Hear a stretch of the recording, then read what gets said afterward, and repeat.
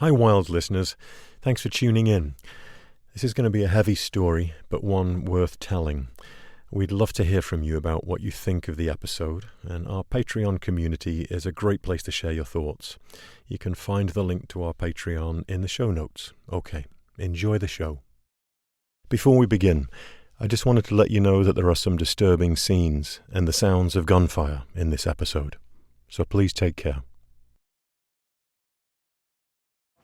Hurry up, why are you walking? I need someone that can do this difficult job out there, in that bush. That's what I need. I don't need weakness. It's 2018 in a training camp in South Africa.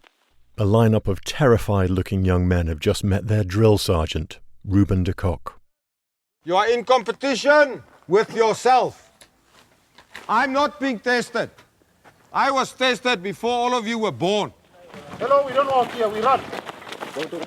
They are here to go through a brutal selection process that'll test them to their limits, to see if they've got what it takes to put their lives on the line to protect some of the last remaining rhinos on Earth. If that poacher turns that weapon on him, the field ranger has to make a life-or-death decision in a single split second. Hook the magazine in! Hook your magazine in!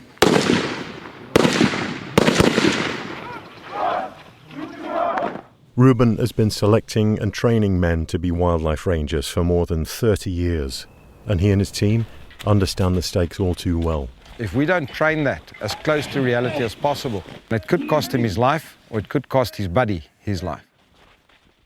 There are only 27,000 rhinos left in the world, and at least one of those rhinos is killed every day.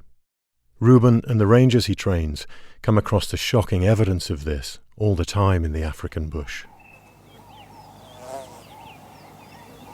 This rhino was poached 4 days ago. The mother over here, the 6-month-old calf down the way. Poachers killed this female for her valuable horn, oftentimes leaving the calf to starve or be attacked by a predator. This is where you got to remain calm at the crime scene type of thing. Yeah. Because it really pisses you off. 2,500 kilograms of meat lying here for perhaps 3 kilos, 4.5 kilos of horn, just so one person can have money. Local poachers started targeting rhinos almost 2 decades ago to sell the horns overseas. But this business isn't just local anymore. Now international crime cartels are involved. What's currently happening now is a systematic deletion of rhino. People are saying, we're going to hunt them until there's none, because then the horn will be worth even more. This is when the rangers really started to become trained more in this paramilitary style, whereas before they were more conservationists, more monitoring wildlife, things like that.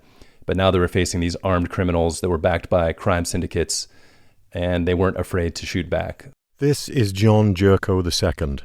He spent the last 7 years creating the documentary film Rhino Man. It tells the extraordinary story of the rhinos and the brave rangers that are out to protect them. So it's a very dangerous job, but they are very dedicated and passionate people protecting not only the rhinos, but all the wildlife. I was so moved by the power of the film that I invited John to tell this story. Because we live in a time when it often feels like the forces of good are overpowered by greed. The story of Rhino Man introduces us to people who are holding that line. The dedicated rangers, including one in particular, who risk their lives to protect the rhinos of South Africa. From KUOW in Seattle and Chris Morgan Wildlife, welcome to The Wild.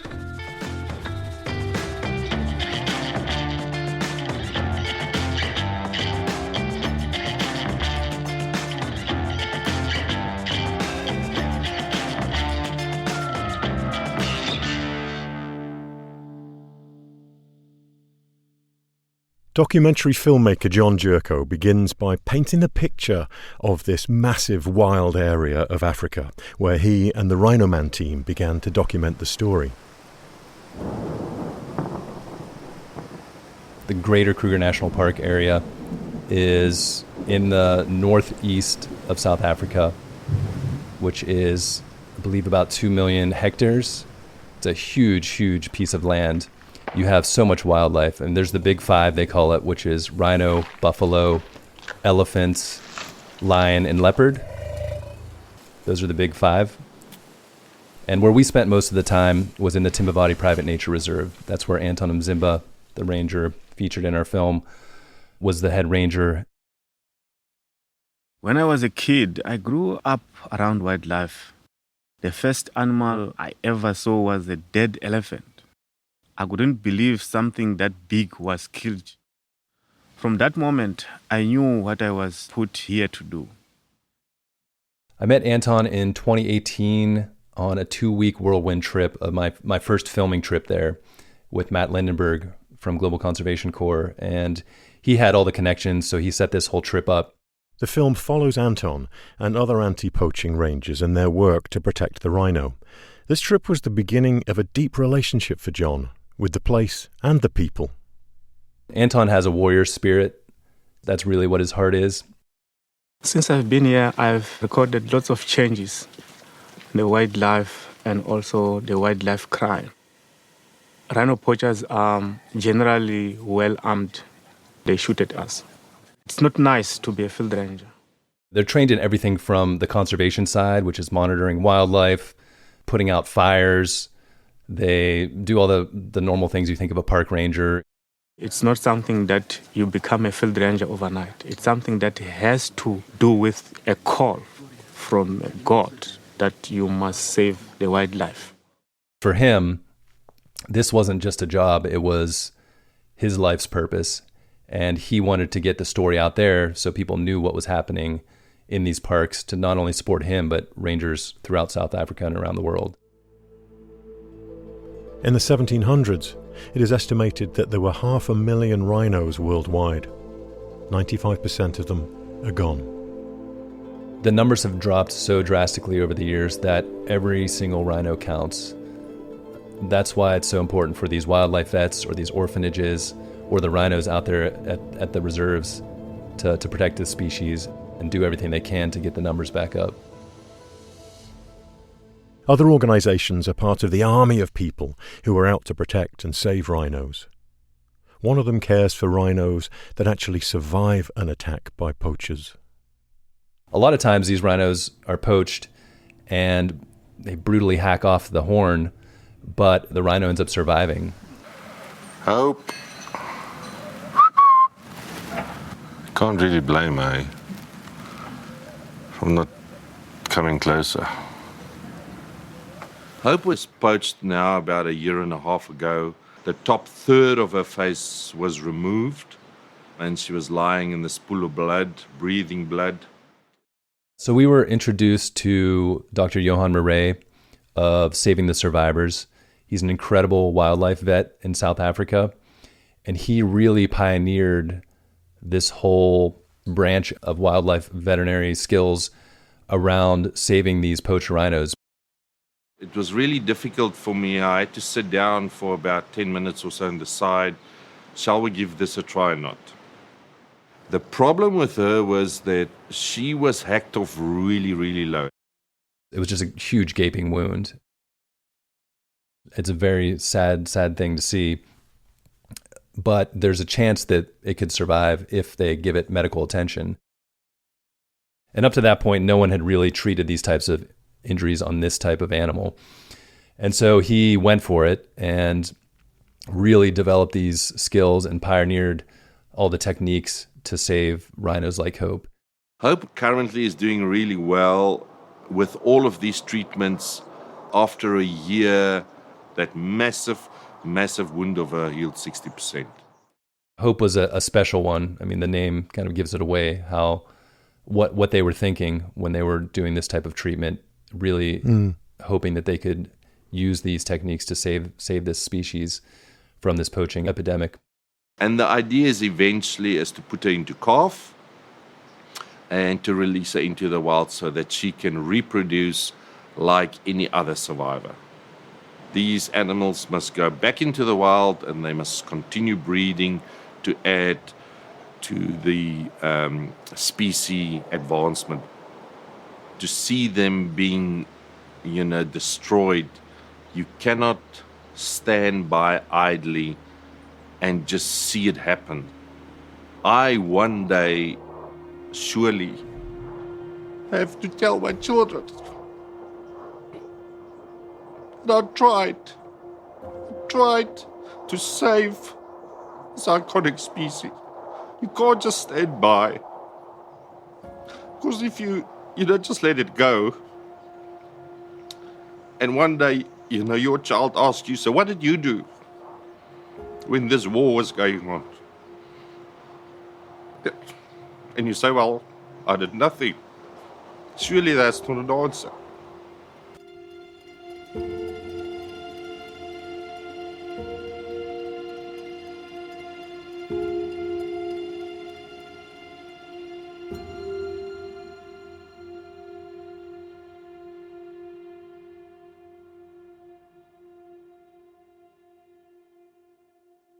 I think a lot of people in this space, whether they're rangers, wildlife vets, other people in the conservation space, especially dealing with the rhino poaching, there's a lot of emotion involved.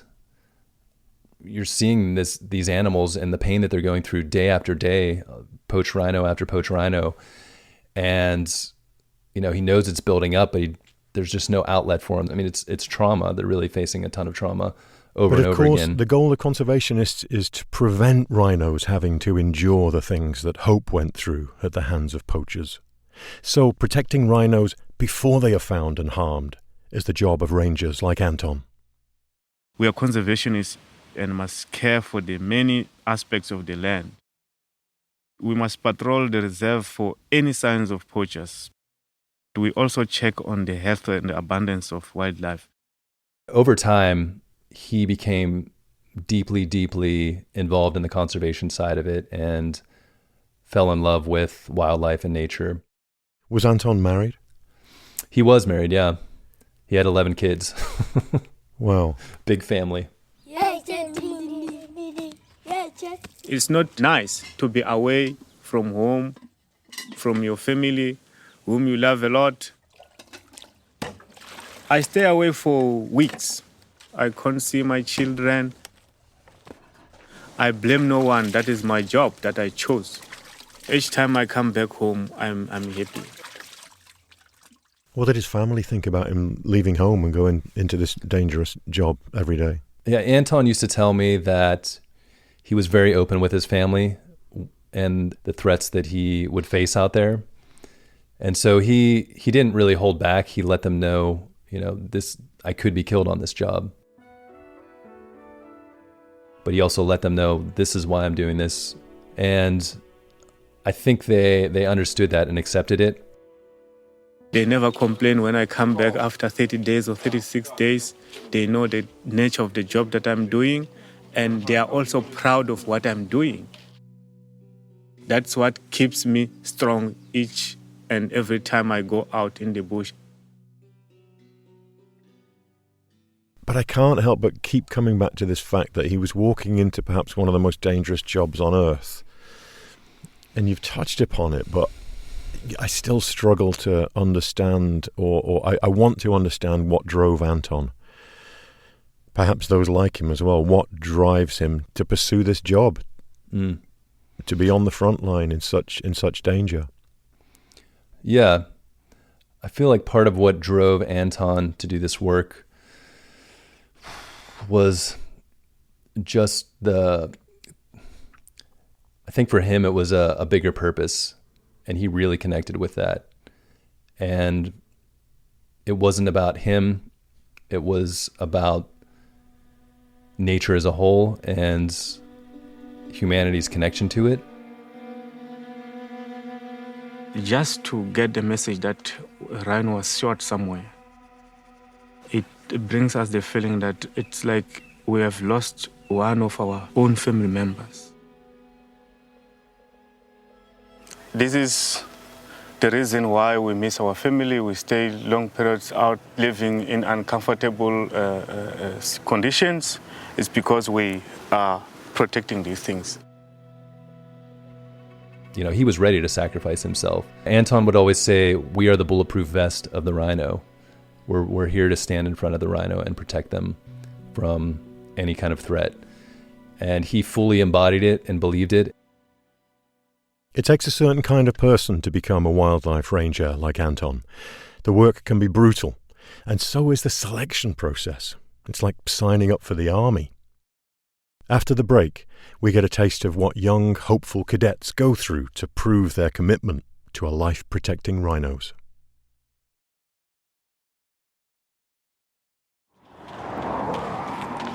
Come, around the car, shout your number. Number 10, well done. Drink your water. Field ranger must have arm strength because they carry a firearm, they carry heavy kit from time to time. Push-ups also help strengthen the shoulders. Ruben de Kock was the head ranger trainer at the Southern African Wildlife College. Quickly, move. A giant of a man, big burly beard, red hair that's now graying and kind of white. It's almost like a Santa Claus. But he's got this gruffness about him. Carrying heavy backpack, you're carrying a firearm, you've got to be able to deploy that firearm very quickly. Your core muscles must be really strong. But at the same time, he instantly gains your respect.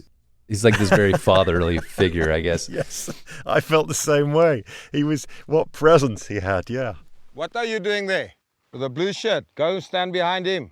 We got to meet Ruben, and that first week that I was there with him was one of these selection programs. Can you see there 3-3 here? Huh?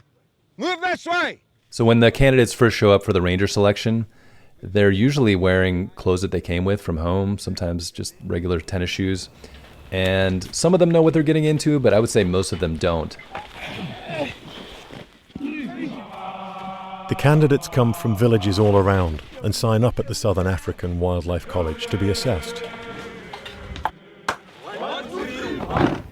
I want to be a police. Then I changed my mind. I want to be a ranger. It's because I want to protect someone or my environment. To me, it's a great opportunity to conserve this nature. So one day I'll tell my son, "Oh, I was there in Wildlife College." And when Ruben gives his first speech at the beginning, which he does every time people go through one of these selections. Dawn selection, what does it mean? It means you are in competition with yourself. Not with me. Not with the man next to you, or the man in front of you, or the man behind you. Yourself. You see like the eyes on them just bug out, and they're like, what did I just get myself into? I'm not being tested. I was tested before all of you were born. Because Ruben's voice can be a little terrifying, especially when he's saying like, you're gonna do this and you're not gonna do this, and yeah, it was very interesting to watch these guys' faces. All right, now we're going to do the battery test, and you are going to do push-ups. One. I don't hear you. One. And it's basically 5 days and nights that is extremely intense physically, mentally. And that battery test is repeated twice a day, morning and afternoon. Stand back and put up your back. It's really the physical side is to push the mental side, to see if people have what it takes to be a ranger, and also to figure out the character of different people too. Because when you really push someone, you find out if they have a big ego, or if they're going to support each other, and if they're going to be able to work in a team. On top of that, each day they march 10 kilometers with their sandbag, 4 liters of water, and their metal firearm, simulating a day patrolling in the bush. They just have to ruck out in the heat, way out and back. I want to hear your number. 32. 32. Number 17, ma'am. Number 17. Number 20, ma'am. 16, ma'am. Rangers must be able to walk long distances, and they must be able to persevere, even with the weight on their backs.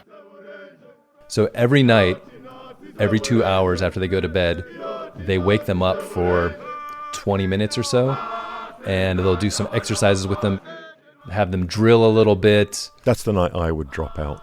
Yeah, exactly. First night. We've been woken up every 2 hours. As we were filming it, I think we did about 2 or 3 of these sleep deprivations that first night. And then we were like, we can't keep doing this with them because we're not going to be able to make it to shoot. And you're just making the film. Yeah, exactly. What is the attrition rate? So do a lot of them drop out? The attrition rate is pretty high on the selection. For the selection that we did, I think there were 41 candidates and there were 16 that made it. Yeah, for me it's very painful because I didn't make it. But I like the training. I like it. Next time I will come prepared. I felt disappointed because it's like if other people can do, I can also do. Just keep asking myself, why must I not doing the same thing as they do? I think for a lot of these guys, they just had never really been tested. I mean, most of us are never really tested in this way in life. And when they got to a point where like, I can do this, I can make this, all of a sudden they would just, stand taller. Like, I'm doing this, I'm a ranger now. Let's make it happen. And it was just a really cool thing to see. These men represent the next generation of rangers for preserving our wildlife. The next step is for the candidates to go through 6 weeks of ranger training before being placed in a position at a reserve.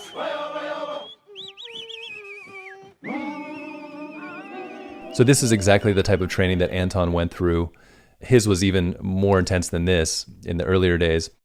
Anton finished his basic ranger training in 1998. There's a moment captured in the film where he had to put all those skills to the test. He's called into a situation with a potential poacher.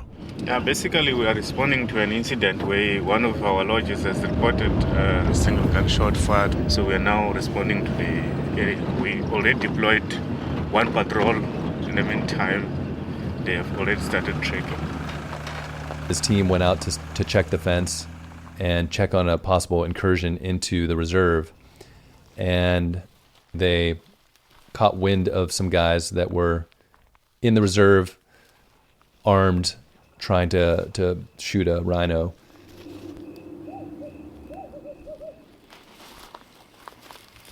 So Anton and his team were tracking this poaching unit inside Timbavati, and as they were approaching them, these guys started shooting at them. And so Anton and his team had to shoot back.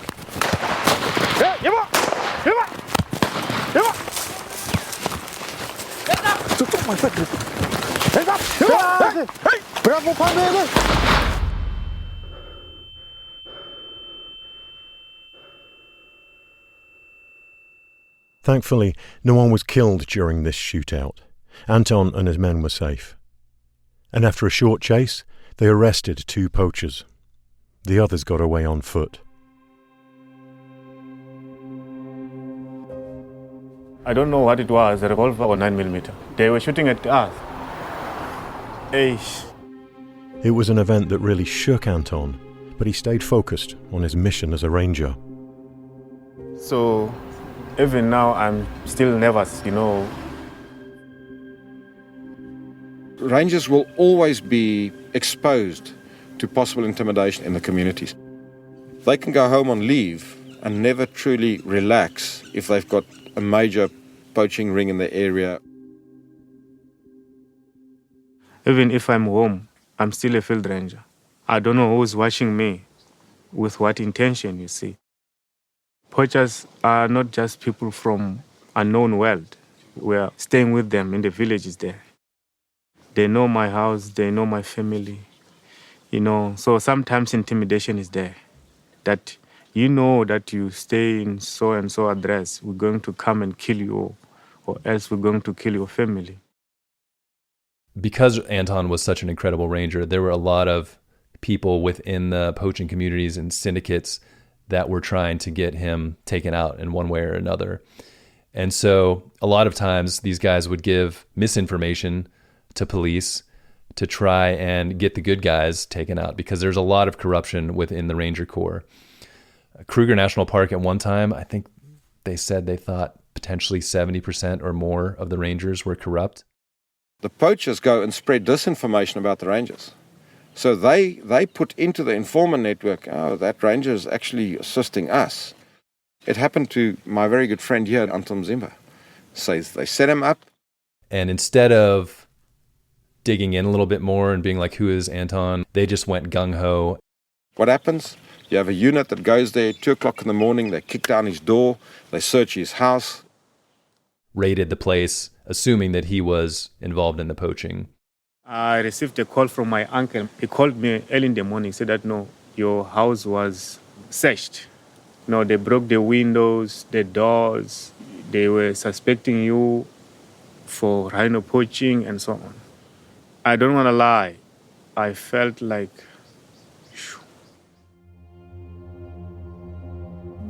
it was a humiliation. No, the whole community started staring at my children when they go to school. They will say that your father is a poacher and so on. It really hit Anton hard because he was so dedicated to this and believed in his job so much. I think it just broke his heart. He went to Ruben when this was happening and said, this is what happened. I'm being framed. I don't know what to do. I'm thinking of quitting. Ruben was the one that built him back up and convinced him to push through this, and Ruben helped set things straight with the authorities that were going after him and gave him the courage to keep going as a ranger. Saving the rhino, for me, it's like saving myself, my life, and the life of my children's children. Because if one day the rhino goes extinct, and then it will be the next species like elephants or lions. So it's like a written list that they are just taking one by one species until the last species. And the last species is us as humans. Yeah. Because our life, somehow, somewhere, we depend on this wildlife. If the rhino does not make it, not one of us yes. will be looking back saying, we didn't give our best effort. Yeah.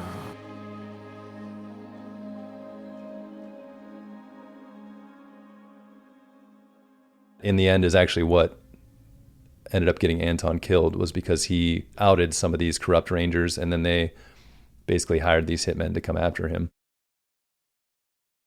In a few moments, we'll hear about the events that lead to Anton's tragic killing and the legacy he left behind as a respected Rhino Man.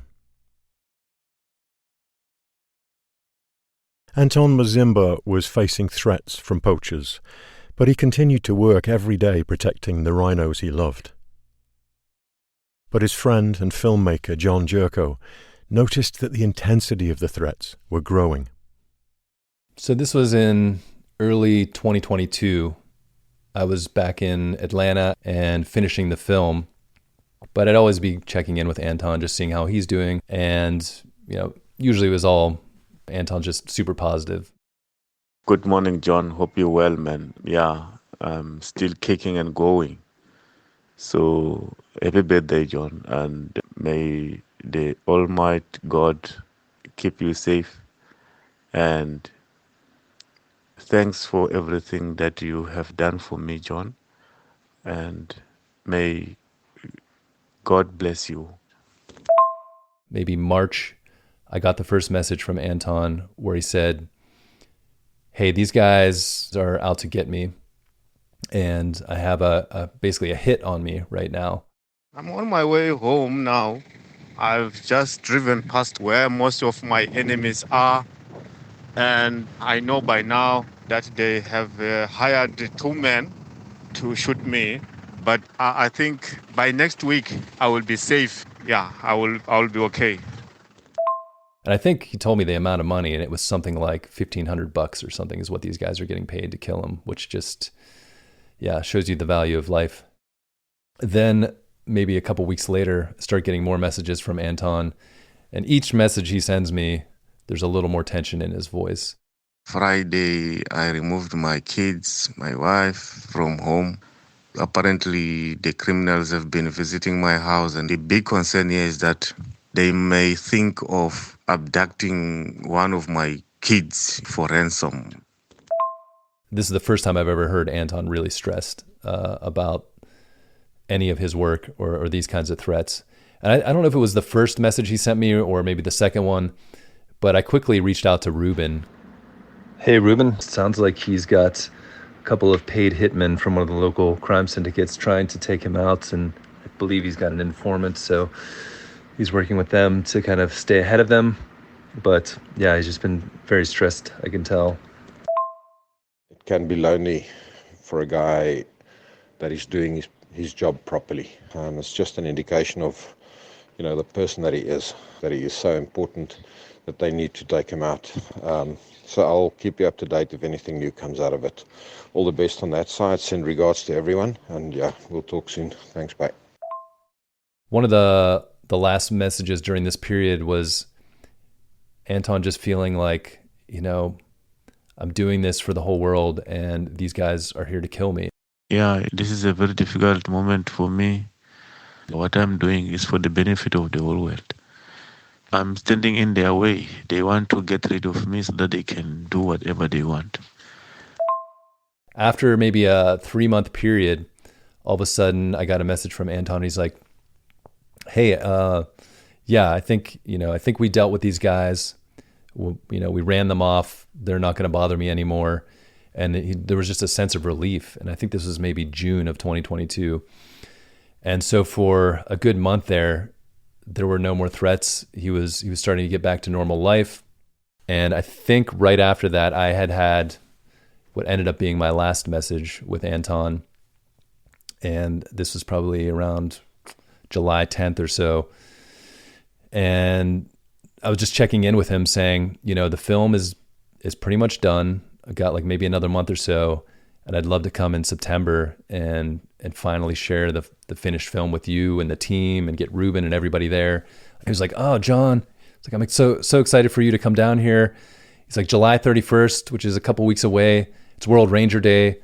Like, I wish you were here for that. We're going to have a big braai. We're going to cook up some impala. I wish you were there, man. We will just party together here. But anyway, stay safe wherever you are, wherever you're going to be going. And yeah, looking forward to see you soon. Thanks, John. But July 31st, World Ranger Day, ended up being Anton's memorial.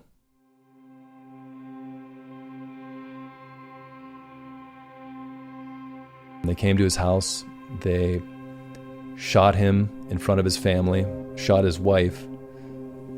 Luckily, she ended up surviving, but he basically died before they even got him to the hospital.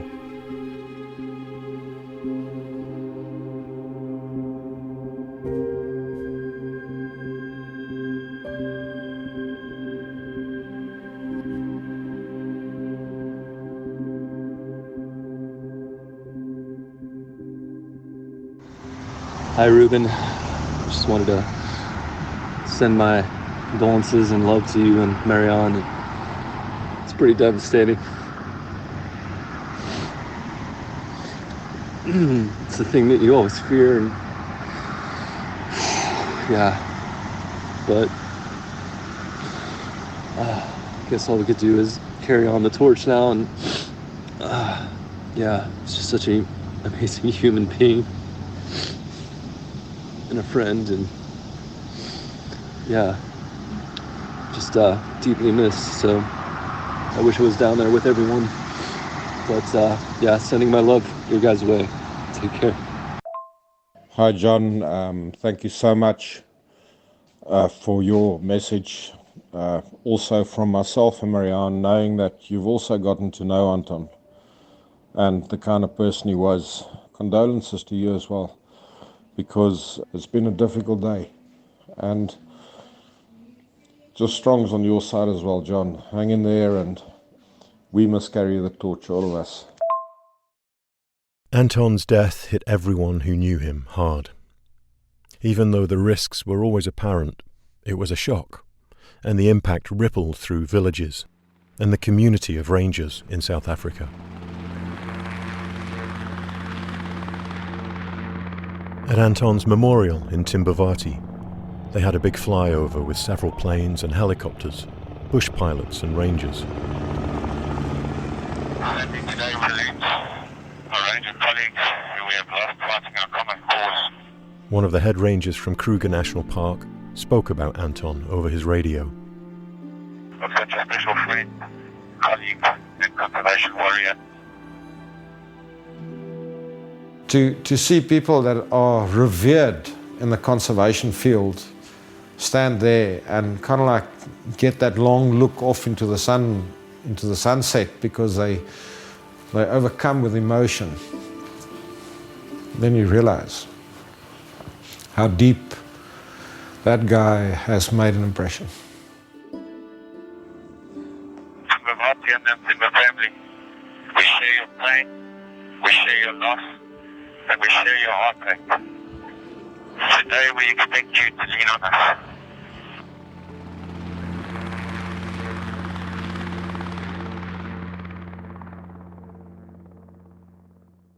Anton's death made international news. The New York Times and other major publications wrote articles about it. Anton's killing got attention at the highest levels. Prince William has worked on wildlife conservation and anti-poaching projects for many years, and he had met Anton a few months earlier. Shortly after Anton's death, the prince shared a message with the world. The devastating news about Ranger Anton Mzimba is shocking confirmation of how vicious the illegal wildlife trade is. Anton dedicated himself to the protection of wildlife, undertaking his role diligently and professionally, despite threats to his life. He stood up to violent criminals and paid the ultimate price. Almost everyone in this conservation space is giving everything they have and believe in it as a mission, a cause, a purpose bigger than themselves.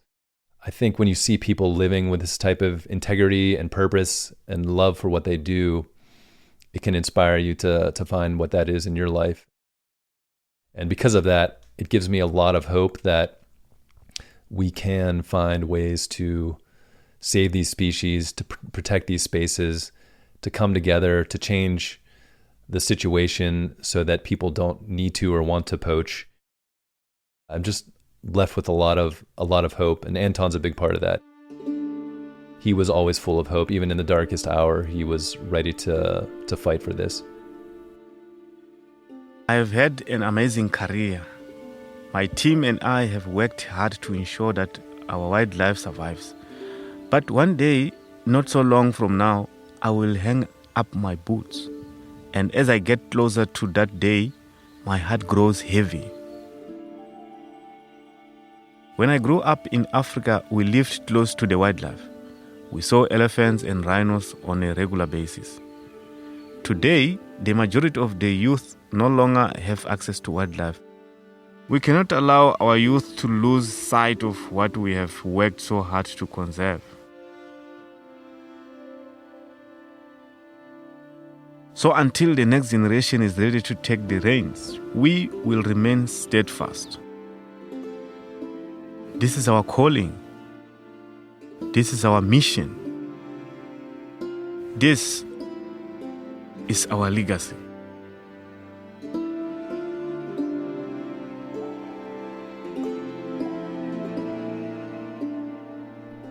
Anton is not alone in this legacy. Over 300 wildlife rangers have been killed by poachers in the line of duty in Africa since 2011. The rhinos of South Africa are still with us because of the bravery of so many like Anton.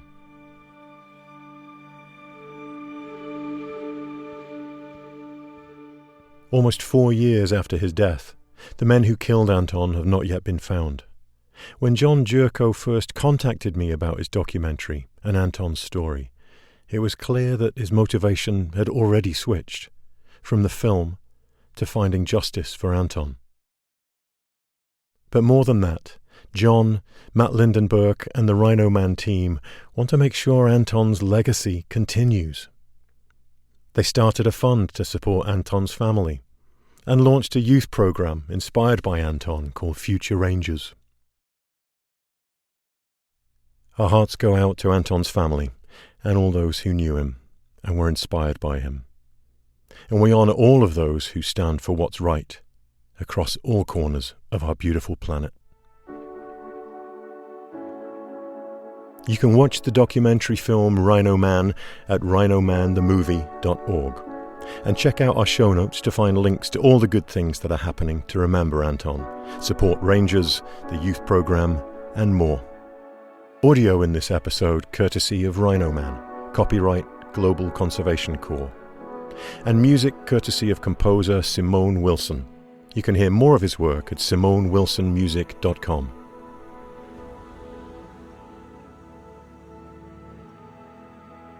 Thanks for listening to The Wild. As we prepare for more adventures on our next season, we could use your help. It's a chance for you to tell us what you think about the show and what other stories you'd like to hear. What do you love and what should we do differently? We have a survey linked in the show notes. It'll only take a few minutes to fill out and it would be so helpful to us. Thanks.